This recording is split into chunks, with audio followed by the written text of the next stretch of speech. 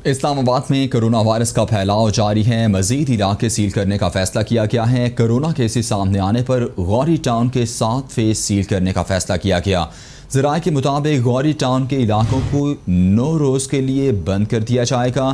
جبکہ corona cases میں تشویشناک حد تک اضافے کے بعد لاک ڈاؤن کا فیصلہ کیا گیا۔ I-8، I-10، G9 اور کراچی کمپنی کے علاقے پہلے ہی سیل ہیں۔ ناصر بٹ اسلام آباد سے ہمارے ساتھ موجود ہیں، ان سے مزید جانیں گے۔ ناصر، مزید کیا تفصیلات ہیں؟ بالکل جی موزم، دیکھیے اسلام آباد انتظامیہ کی جانب سے چونکہ ہم نے دیکھا ہے اسلام آباد میں جو کرونا کیسز ہیں ان کے تھمنے کا نام نہیں لے رہے، تو اس کے بعد انتظامیہ کی جانب سے اب تک جو 10 علاقے ہیں ان کو سیل کیا جا چکا تھا۔ 10 مختلف مقامات ایسے ہیں جن کو سمارٹ لاک ڈاؤن کے تحت محدود کیا گیا ہے۔ ابھی مزید اسلام آباد انتظامیہ کی جانب سے پہلے چونکہ ایک فہرست دی گئی تھی جس میں غوری ٹاؤن کا نام بھی موجود تھا، اس کے ساتھ ساتھ بارہ اور I-8 اور I-10 کے علاقے بھی شامل تھے۔ I-8 اور I-10 کو پہلے ہی سیل کیا جا چکا ہے۔ اب ذرائع یہ بتاتے ہیں کہ اسلام آباد انتظامیہ کی جانب سے گزشتہ 9 روز سے مانیٹرنگ کی جا رہی تھی غوری ٹاؤن کے علاقے میں، اور ابھی اس حوالے سے فیصلہ یہ کیا گیا ہے کہ کل تک غوری ٹاؤن کا جو علاقہ ہے اس کو بھی سیل کر دیا جائے گا۔ اس سے پہلے بھی اگر ہم بات کریں تو اسلام آباد انتظامیہ کی جانب سے G92، G93 اور صرف جو ملحقہ کراچی کمپنی مارکیٹ ہے اس کو سیل کیا گیا تھا، اور 2 روز قبل جب اس حوالے سے خبریں گردش کر رہی تھی کہ جو علاقے ہیں ان کو ڈی سیل کر دیا جائے گا، تو اس حوالے سے یہ مزید بتایا گیا تھا کہ ان علاقوں میں جو لاک ڈاؤن ہے اس کو مزید 3 روز کے لیے اس میں توسیع کر دی گئی ہے۔ تو اس طرح اسلام آباد انتظامیہ کی جانب سے تمام تر وہ علاقے جہاں پر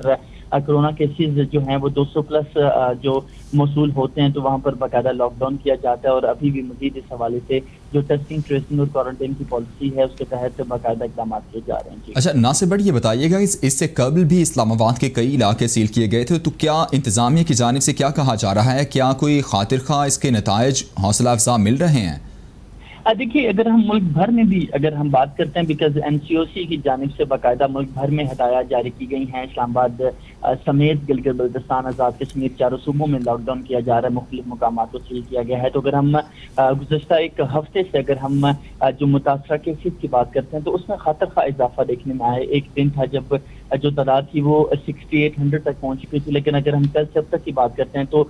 مجموعی طور پر 4700 کے قریب جو ہیں کرونا کیسز رپورٹ ہوئے ہیں۔ تو یقیناً یہ کہا جا سکتا ہے کہ اسمارٹ لاک ڈاؤن جو ہے اس کے جو ثمرات ہیں وہ آنا شروع ہو چکے ہیں۔ اس حوالے سے وفاقی وزیر کی جانب سے بھی یہ کہا گیا تھا اسد عمر نے جب NCOC کا کل اجلاس کی صدارت کی، تو ان کا کہنا تھا کہ جو اسمارٹ لاک ڈاؤن کیا جا رہا ہے مختلف علاقوں میں اس کے جو ثمرات ہوں گے وہ 15 روز کے بعد دیکھنے میں آئیں گے۔ تو ابھی ہم دیکھ سکتے ہیں اسلام آباد انتظامیہ کی جانب سے تمام تر اگر ہم ملک کے دیگر حصوں کی بات کرتے ہیں تو اسلام آباد انتظامیہ کی جانب سے سب سے پہلے یہ انیشیٹو لیا گیا تھا، اور شہزاد ٹاؤن کا علاقہ تھا جو سب سے پہلے اسلام آباد انتظامیہ کی جانب سے سیل کیا گیا تھا، اور وہاں پر تمام تر جو شہری تھے باقاعدہ ان کی ٹیسٹنگ کی گئی تھی، کانٹیکٹ ٹریسنگ کی گئی تھی، وہاں باقاعدہ جو گراؤنڈ سرویلنس ہے وہ باقاعدہ کی گئی تھی، جس کے بعد علاقے کو ڈی سیل کیا گیا تھا اور وہ علاقہ کلیئر ہو گیا تھا۔ اس کے بعد بھی باقاعدہ بارہکہو کا علاقہ تھا اس کو سیل کیا گیا تھا، لیکن وہاں پر اس طرح سے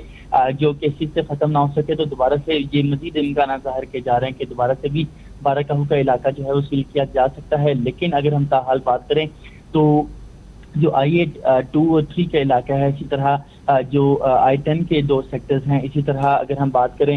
تو G92، G93 اور مجموعی طور پر اسلام آباد میں 10 علاقے ایسے ہیں جہاں پر اسمارٹ لاک ڈاؤن کیا جا رہا ہے۔ اسلام آباد انتظامیہ کی جانب سے روزانہ کی بنا پر وہاں پہ وزٹ بھی کیا جا رہا ہے۔ پاکستان آرمی، رینجرز اور پولیس کے دستے وہاں پر تعینات ہیں، لوگوں کو محدود ان کی جو نقل و حرکت ہے اس کو باقاعدہ مانیٹر بھی کیا جا رہا ہے، لوگوں کی ٹیسٹنگ ٹریسنگ بھی ہو رہی ہے، اس کے ساتھ ساتھ وہاں پر جو